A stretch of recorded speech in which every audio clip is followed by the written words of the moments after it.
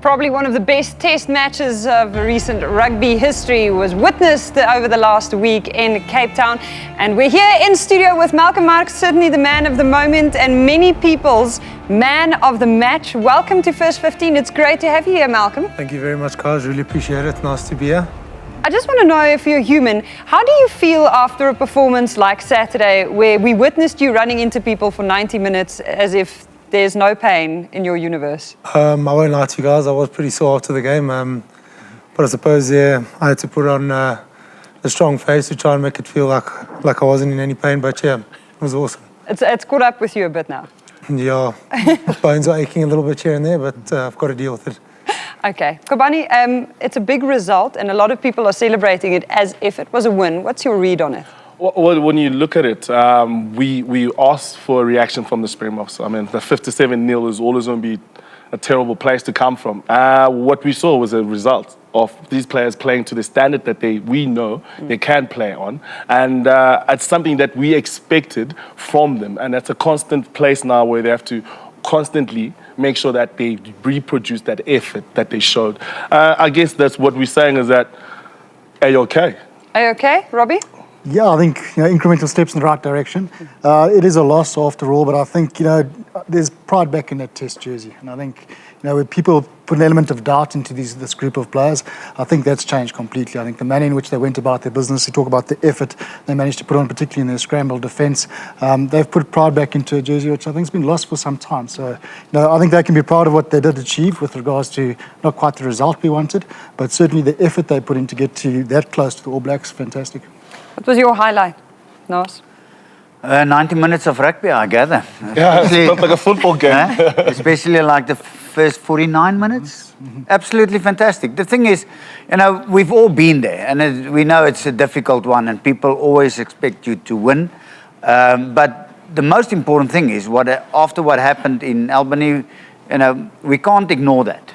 That's there, and it's going to be there for the rest of our lives, if we want to acknowledge it or not. But just the effort and the performance. The only question we should actually ask is, why do we have to embarrass ourselves to get a performance like that going? That should be, seriously, according to my book, because we've got the player pool, we've got that should be the performance week in and week out. What was different, Malcolm? Because for us as spectators, it looked like a different story altogether. How much was different in your preparation, or do you think it was perhaps playing in Cape Town? I think the home leg helped us a little bit as well. Obviously playing in Cape Town, we know they've also got quite a big number of fans there. So but I think once we really looked at the video, looking at what we did wrong and how much space we really did create, I think there was an element of belief showing that we did do the right things in the right areas. Just small errors led them to scoring, and I think the game got away from us in the first half, obviously. And I think the belief factor back in Cape Town was a big thing, trying to show South Africa that we are here to play. Because I don't think any rugby player plays to lose and plays to have a bad game. So I think it was just mistakes on our behalf, and I think we corrected it in Cape Town. But Malcolm, let's be honest now. You know what happened in Albany, and you experienced what happened in last weekend. The difference just in feeling, walking off the field, yes, it was still a loss. That was the pity for me, because I think you guys deserved a little bit better. But, okay, that's the final score. But just as a player, there's a vast difference in just the way you felt about the game, isn't it? Yeah, I know.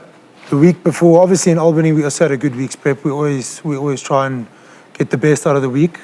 Albany, we had good prep as well, and I think it was just on the day they were maybe a little bit more clinical than what we were. Yeah. And I think in Cape Town we were a bit more clinical than them. It was just the scoreboard wasn't on our side. What also seemed very apparent in your defence was the fact that the Springboks really chased down everything. So let's talk about that. I mean, we've got some few clips to substantiate on that, especially in terms of our scramble defence, the way that we work so hard. The best thing about the Springbok side is that everyone thinks it's up to them now to sort it out anyone else's problem, which is good because the mate is looking after a mate. I mean, this is from a turnover play, and the All Blacks do well to take that ball and give it to the edges. I mean, now we're under pressure, but look how many guys in the green and gold are staying in motion without the ball and giving themselves a chance, which creates these opportunities to turn over ball. I mean, to me, that was something that was a big difference from this game to any other games that we've played. I mean, even against Australia, we showed well. After line breaks, the way the guys are working so hard, we sort of timed it that it took them about 90 seconds to get back and get to the ball. I mean, for me, Robbie, this is when you know, you don't buy this. This is when everyone can stand up after the game and look each other into the eye and say, you know what, I'm proud of what I've done, and everyone could actually be confident of what they are, where they are within each other. I mean, after every line break, it's easy. It's harder to come back from that. Yeah, effort and reward. I mean, I know Brendan Fenton to work in a two-phase policy. Once they've broken the line, two-phase to get your defence back in line. But the amount of effort these players are putting in, they're pretty much one phase after the breakdown. They're back in line. Malcolm's going for over the ball. They've got opportunities to contest, which I don't think they had when they were in Albany. Yeah, but Rob, wasn't it a little bit more playing what's in front of you? Instead of trying to reorganize the brain in a way that we've prepped doing this. Suddenly, Malcolm felt, okay, I can win that ball. He just goes in and he wins the ball, and that's the end of it. Instead of, the plan is don't get involved now, you get involved later. So I really felt that for me, for once, we had 15 guys just playing. And yes, once or twice we got it right, and once or twice we got it wrong. But it was absolutely perfect. Is that accurate, Malcolm? Yeah, you could say that. There were, I think in Albany, there were windows of opportunity that we didn't take, obviously. But I think in Cape Town, we just backed ourselves a little bit more, showing that we are here to play, we are here to compete. And Yeah, I mean, you mentioned that. I mean, your stats speak volumes, and it's what we expect from you anyway. By the way, that's why you're a buck, and that's why you're number one in the country. I never played in the number 2. But isn't that what you're supposed to be doing? I mean, there's a few things that we can work on. I mean, I thought our box kicking, sometimes that they let us down, especially when we kick the ball a bit longer. We gave him a lot of chance and opportunity to counter-attack. We know that Damian McKenzie, we don't want to give him time. He's not great when he's under pressure. I mean, here, no pressure. And then this is what the All Blacks can do. Then they can start playing and then get themselves out and get themselves into places where they can exploit you into space. But then this to me is probably the way that we want to play again. Make him come up, make him attack the ball so that we can get into the mix. Yeah, but if you talk tactical kicking, 99% what you want is, you just don't want the long kick. Yeah. That's it. And we had quite a number on Saturday, where if we really put it that everybody can actually get there, be competitive as we just showed there, is absolutely fantastic, because you've got a 50% of winning the ball back. But but it's amazing while watching, you all know that when he kicks it, the leg's not going up and through the ball, it's going forward. And as soon as it's going forward, you must know it's just too long downfield. Malcolm, I'm curious because we're all loving replaying all of those clips, particularly around your performance over the weekend, but also the Springboks. I've watched that game, I think, 2 or 3 times now since Saturday. In your opinion, the other Springboks, who really stood out for you in terms of performance? Who was your favorite teammate on the day? Kutsi, I thought, played very well. We played very, very well as well. Sorry, just before you go on, okay? And this is not to compare players to players. The scrum, when it went down, that first scrum, were you confident what's on your side that we can match? Yeah, definitely. I think there's a lot of mind games going into the scrums these days. So a lot of the hookers are playing mind games. I myself do it. I won't lie to you guys, but I think it's a mind game trying to get the ref onto your side. Yeah. And I think obviously they played that game a lot better than us. But yeah, it's something we can work on and move on from. Yeah, I mean those scrums. Robbie K, you're probably the best man for this one. I mean, the very first scrum. Sometimes I think players are targeted and refs make analysis. You'll notice the All Blacks, they generate a lot of power off their left foot, while the others coming from the outside. So it's kind of almost illegal scrumming in a way, because they're targeting one individual.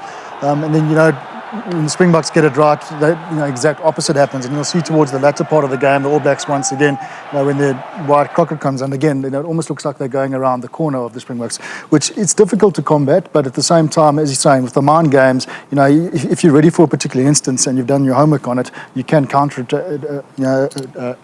what they're actually trying to achieve in that area. And the referee is so important. I mean, a French referee is going to blow it very different to Nigel Owens did in Albany, very different to a South African referee in the Currie Cup. And I think we need some sort of a uniform place where all the referees get to, is that when someone does go around the corner and they're not bringing up their right hand side, that they are penalised. But it's very iffy when you've got a French referee who lets the thing go for quite a long period of time before he penalises, as opposed to a South African referee that's going to blow fairly quickly. Malcolm, just quickly, first game against Australia there, in the first half, every scrum actually went down. Okay, why is it not possible to sort it out on the pitch? Because let's be honest, we were the strongest scrum, and we were a little bit neutralised by we weren't allowed to scrum, isn't it? Yeah, well, that comes back to the mind game story. The first scrum of the game in Australia, we tried to get our deload and our bounds, and as soon as we did that, they pulled up and they got the free kick against us. So that again is the mind games that they play with the ref. It makes us look like we're overextending and trying to put pressure before we're allowed to. But that happened in Bloemfontein as well. They technically just pulling away. So there's a lot of things that go into it and all of that, but it's something we can fix, and it's something we actually have to fix on the field when it happens. Yeah. Okay. So the other big news coming out of the Springbok camp, even though you guys have all headed home now and you're back in your Lions shirt, is that Johan van Graan has been confirmed as leaving the Springboks. There were rumours, they were shut down, and then on Saturday after the match, he was looking very emotional on the pitch. And quite a few fans saw that, and so he's leaving South African shores. Yeah, I think Rassie's coming home, so they had to find a suitable replacement before Munster. So, good for you, Van Graan. Hopefully he has a good time out in Munster. And, I think there's enough intellectual property within South Africa and Rassie coming back for us to replace him. Yeah, but what I still don't understand, okay, is that we want to be the best in the world, okay? According, not rumours, but that's what we want. Exactly. We want the team to play like last Saturday, week in and week out. We need to keep the best rugby knowledge in South Africa.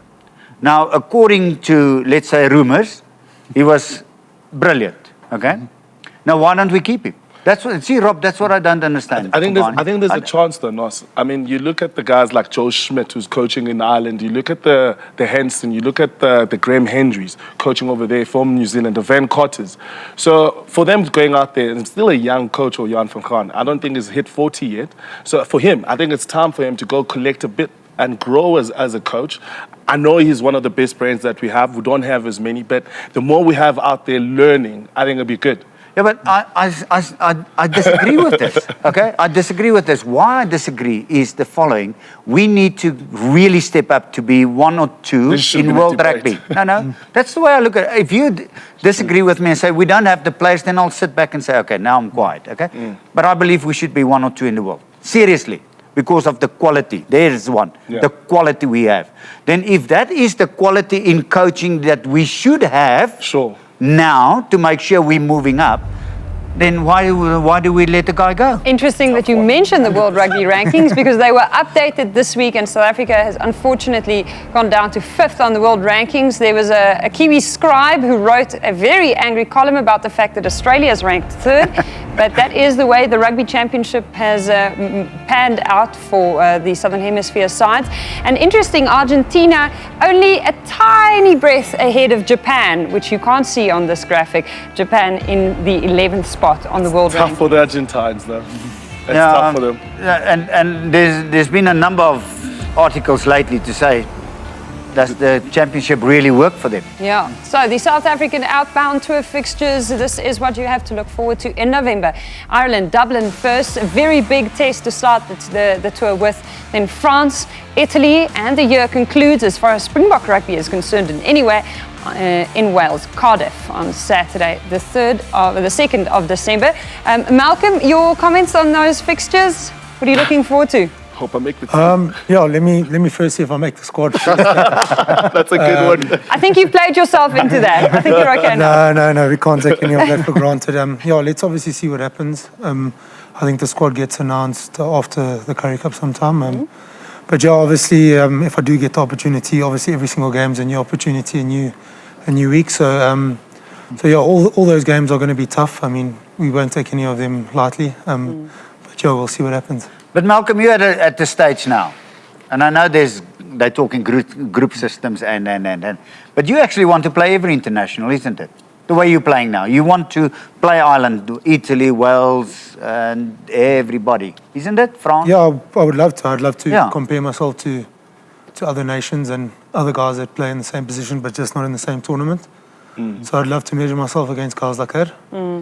Time on the saddle. And considering you've already, the Springboks have already won a series against France earlier this year, heading there must be a fantastic opportunity to go, take that home.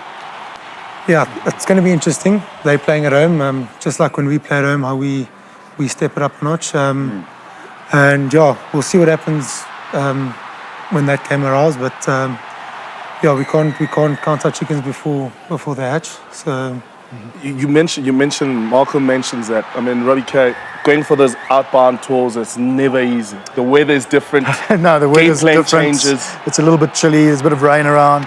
But, I think Ireland will be the toughest one. Also, you got the Heineken Cup or European Cup, which starting this weekend. So there's an opportunity to see the type of players that we might be up against. Are the French clubs, you never know what they're going to do in the European Cup. Are they going to send their strongest teams? Are they going to play their weaker teams? But a lot of the form they take out of that would be what the Springboks are up against when they get to France. And the French are volatile at best now. So, Yeah. I mean, I still think the Ireland would be the really tough game of that tour. And then hopefully the rest of it, Italy.